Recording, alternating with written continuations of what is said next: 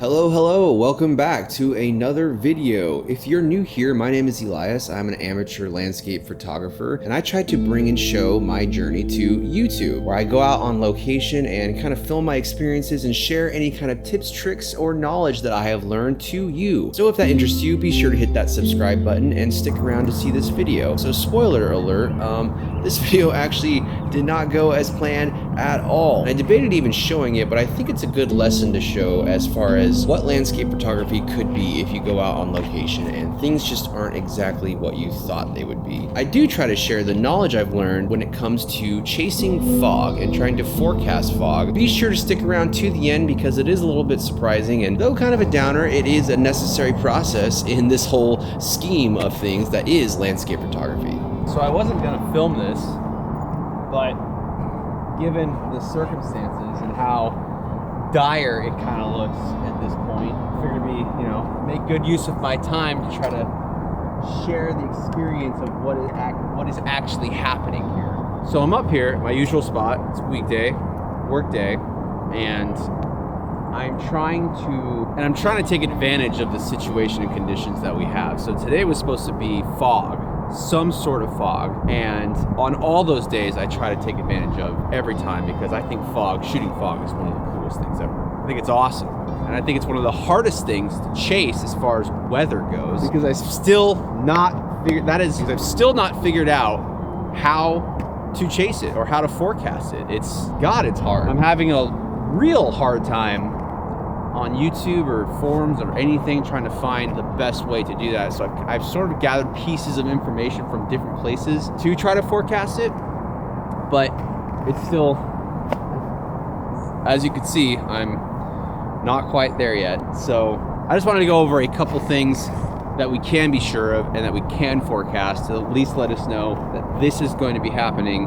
Try to find your highest spot you can and try to take advantage of it when it comes. So I use apps like Windy and Clear Outside are my main two apps that I use, and just my normal weather app, and I kind of use all those together to try to see what the sky is going to be doing, what the atmosphere is going to be doing in terms of low clouds or fog or visibility. And I'll just use today as an example. Windy said that around 7 o'clock we're going to have really low clouds. I chase Windy because it's really good for cloud coverage. It lets us know where the clouds are going to be, an aerial, a bird's eye view of where the clouds are going to be, how close to the horizon it's going to be, how far away from the horizon it's going to be, or whatever I'm shooting, if it's going to be sunset, sunrise, during the day. It's a really good tool to know where the cloud coverage is going to be. It's pretty accurate in that aspect. The second thing I use it for is the cloud base, as far as like how low the clouds are going to be. So you can generally track it and it'll give you some number that says, roughly 100 feet, 200 feet. Those are never super accurate, but it lets me know that there's going to be something like this.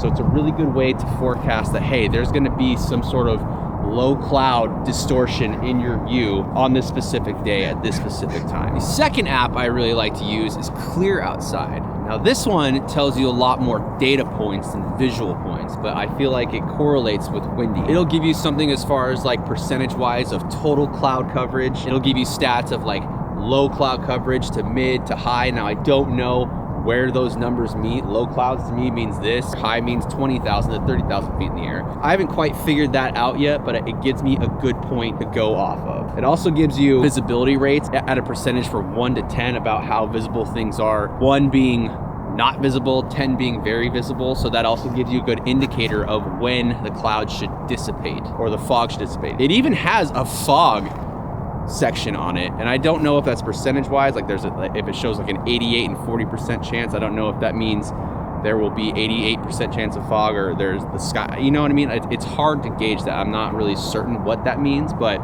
it does give you fog. It also gives you, most importantly, the feels like and dew point temperature. Now what I've learned is when those two are very close together at a colder rate, that's a good chance of fog. I mean, right now it shows feels like is 3 degrees, dew point is 4, 5, 4, 5, 4. When those meet or get very close to each other within 1 degree, one number, that generally means fog. from my experience. Now, both of these apps also show wind direction, which is super important because it lets you know if you have more clouds continuously pushing in your direction, so you know if it's going to end. If you have clouds that are being pushed to the west away from you, if you have them coming towards you, it's a very good way to forecast your visibility in that aspect. Enough the techie stuff. I came up here to shoot some sort of rolling fog, and when I first got up here, I probably should have started shooting then. Got a little bit of it on B-roll, and it looked fantastic, but I saw that this haze was coming in, so I stopped filming, and I figured it'd be a good time to do this kind of stuff. Now it's the waiting game. Clear outside currently says that this is supposed to dissipate around 9 o'clock. It's supposed to, the visibility is supposed to be greater, and the fog section of it is supposed to be dropping down in percentage. So I'm hoping by 9 o'clock, my visibility becomes way better than this, and it kind of dies down. The sun is out right now, so it should be burning off this stuff. It should be warming up and burning this off. I'm really hoping that it does. But right now, it's just a waiting game, and we'll see what happens, because I need to get back to work.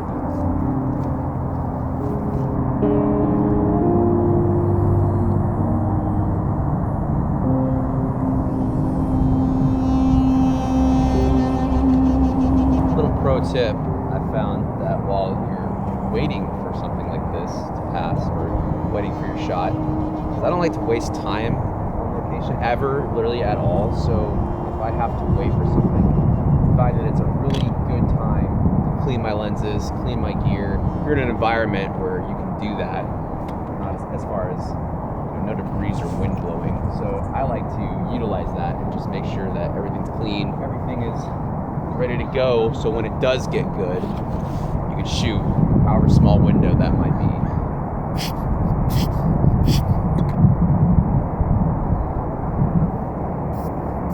There's nothing worse than getting back and seeing watermarks or specks in your picture. It's something that I've done way too many times. I have no excuse for it anymore than just being unprepared.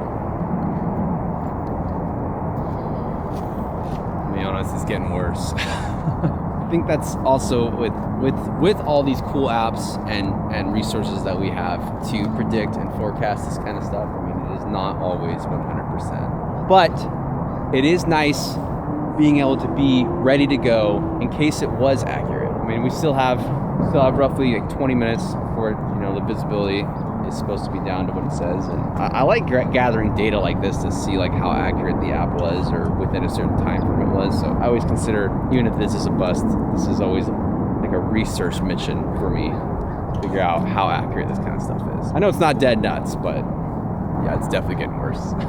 It's definitely getting worse.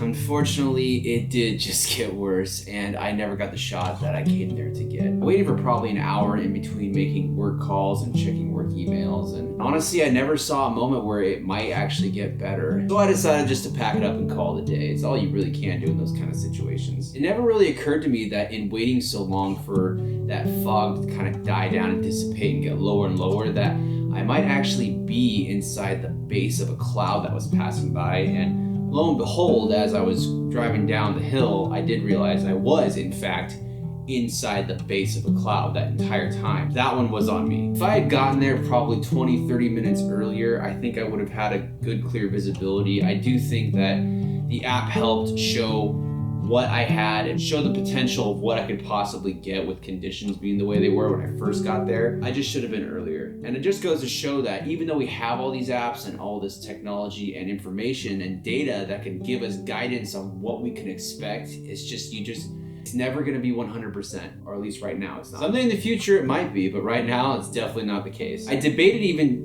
putting this video out and making it an actual video for the channel, but I just wanted to just show that planning photography is super hard. It's hard. Predicting the weather and knowing what conditions are gonna be like is definitely the biggest struggle of being a landscape photographer. I think fog is one of those hardest things to determine because you just don't know. I still can't find out where it's gonna be, how high it's gonna be. That's just one missing piece of the puzzle, I think. Alas, it's experience, and that's what I chalk those things up to. I didn't come away with an image at all, but I came away with experience and a message in a video to hopefully give some kind of insight information if you yourself are trying to chase and forecast fog for your photo shoot. Sorry this video is kind of a downer.